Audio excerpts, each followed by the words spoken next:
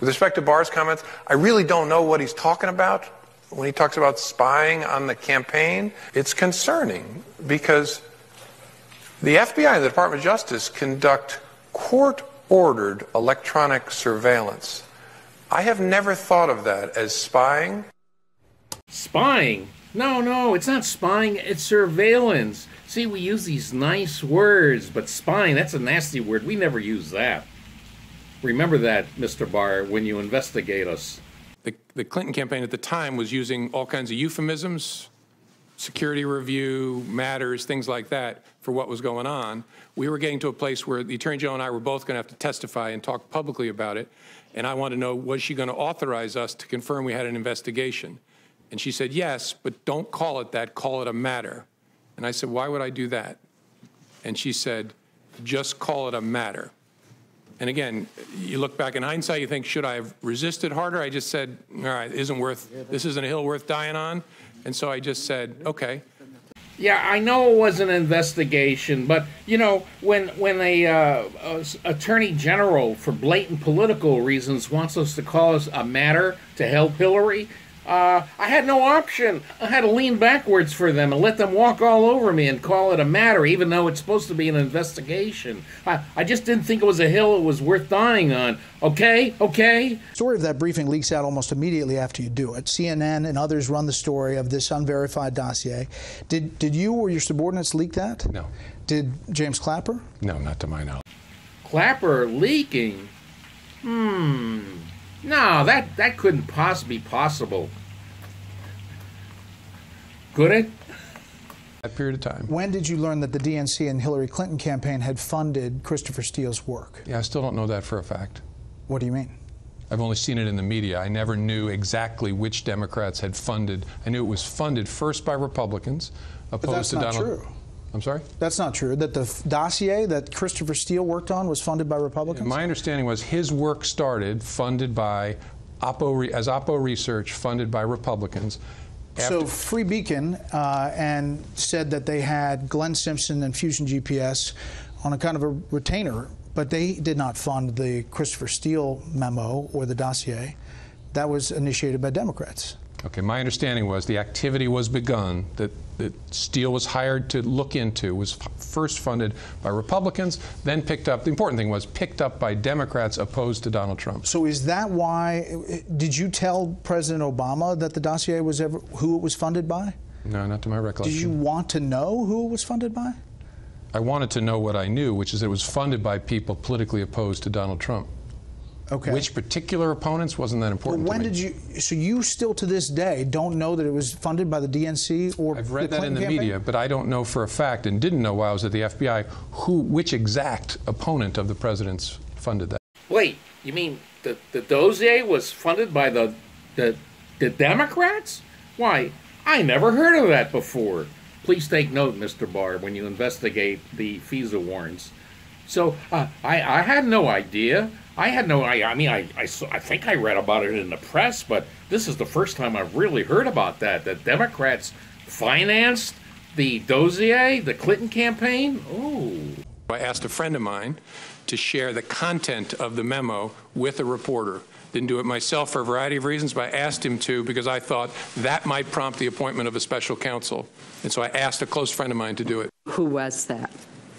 A good friend of mine who's a professor at Columbia Law School. So what specifically did you leak to Mr. Richmond? I sent Mr. Richmond a copy of a 2-page unclassified memo and asked him to get the substance of it out to the media. You call him a good friend and a professor, but you didn't reveal that you had hired him as a special government employee for the FBI to work on special projects. Why? Because it wasn't relevant. He was an FBI special government employee until February of 2017. Did you have other special advisors like that? Nope. So what exactly was his job? Two things. His primary focus was on our Going Dark challenge, helping us think through and articulate and fight for access to encrypted communications. And then law enforcement data was a big part of his responsibility. So did you leak other things through Mr. Richmond? Yeah. I'm smiling, Brett. I don't consider what I did with Mr. Richmond a leak. I told him about an unclassified conversation with the president. Okay, but the FBI protocol, you went through this with Anderson last time. I gave him nothing else ever to share with the media. FBI protocol says your own employment agreement with the FBI prohibits, quote, the unauthorized disclosure of any information or material from or related to FBI files or any information acquired by virtue of my official employment without prior written permission from the FBI. Did you have written permission? No, and I didn't consider it part of an FBI file, all the things I talked about with Anderson. You wrote it as an FBI director. It was a work product. No, it was not. It was my personal aide to memoir. You're talking to the president? Sure. I created 2 copies of it, one to keep in my personal safe at home, and I left another one with the FBI so the Bureau could always have access to it. But I always thought of it as mine, like a diary. Who else did you give, leak, or whatever you want to call it, the memos to? Give is what I prefer. Yeah, the memos to.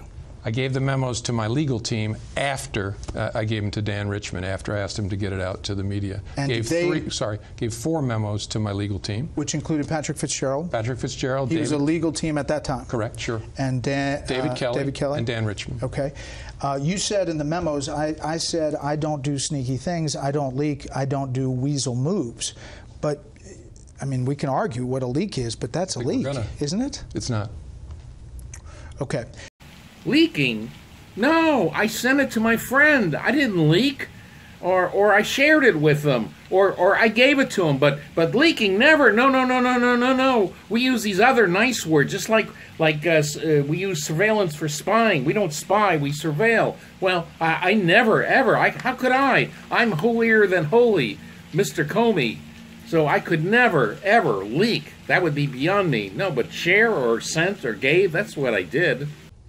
Director Comey, have you ever been an anonymous source in news reports about matters relating to the Trump investigation or the Clinton investigation? Never. Has any classified information relating to President Trump or his associates been declassified and shared with the media? Not to my knowledge. So at what point were you made aware that some of the information was classified by the FBI? Which information? In the memos. Oh, yeah, I don't know. Sometime after I was fired, the FBI apparently made a decision that there were some words in at least 2 of the memos, maybe 1, I think 2, that were diplomatically sensitive. And so my lawyers returned them to the FBI. But that testimony was truthful, and I stand by it. I was hoping you were going to ask me that. I am. My testimony was absolutely truthful, despite the guilty look you just saw on my face. And so they came in and said, we can see thousands of emails from the Clinton email domain, including many, many, many from the Verizon Clinton domain, BlackBerry domain. They said, we think we got to get a search warrant to go get these. And the Department of Justice agreed we had to go get a search warrant. So I agreed. I authorized them to seek a search warrant, and then I faced a choice. And I've lived my entire career by the tradition that if you can possibly avoid it, you avoid any action in the run-up to an election that might have an impact, whether it's a dog catcher election or President of the United States. But I sat there that morning, and I could not see a door labeled no action here. I could see 2 doors, and they were both actions. One was labeled speak, the other was labeled conceal. Because here's how I thought about it. I'm not trying to talk you into this, but I want you to know my thinking.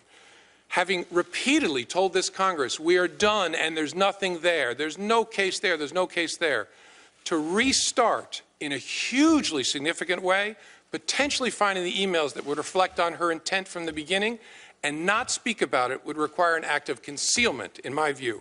And so I stared at speak and conceal. Speak would be really bad. There's an election in 11 days. Lordy, that would be really bad. Concealing, in my view, would be catastrophic. Not just to the FBI, but well beyond. And honestly, as between really bad and catastrophic, I said to my team, we've got to walk into the world of really bad. I've got to tell Congress that we're restarting this, not in some frivolous way, in a hugely significant way. And the team also told me, we cannot finish this work before the election. And then they worked night after night after night, and they found thousands of new emails. They found classified information on Anthony Weiner. Somehow, her emails are being forwarded to Anthony Weiner, including classified information by her assistant, Huma Abedin. And so they found thousands of new emails and then called me the Saturday night before the election and said, thanks to the wizardry of our technology, we've only had to personally read 6,000. We think we can finish tomorrow morning, Sunday. And so I met with them. And they said, we found a lot of new stuff. We did not find anything that changes our view of her intent. So we're in the same place we were in July. It hasn't changed our view. And I asked them lots of questions, and I said, okay, if that's where you are, then I also have to tell Congress that we're done. It was a miracle. The wizardry of modern technology. We were able to take 6,000 emails and somehow determine what was in nearly 700,000 other emails. It was wonderful, except it turns out that it was only a little over 3,000 emails we looked at, and we found out it gave absolutely no clue as to what was in the other nearly 700,000 emails. Oops! Oh lordy! Oh lordy! Oh lordy! Lordy, I hope there are tapes. Lordy, I hope there are tapes. Lordy, I hope there are tapes. Subscribe to the Dummy Funnies now!